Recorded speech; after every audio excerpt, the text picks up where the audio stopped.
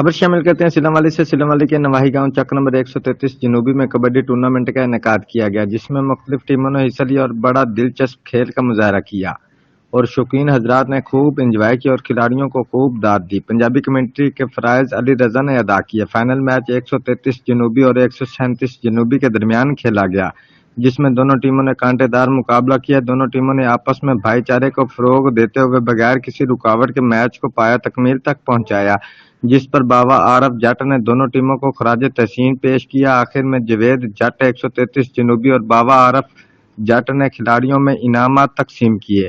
اس موقع پر ریفری کے فرائض استاد شبیر ہریا اور استاد فاروق سمور نے ادا کیے۔ Report Haji Ahmed, bureau chief, Geo Express News, Sargodha.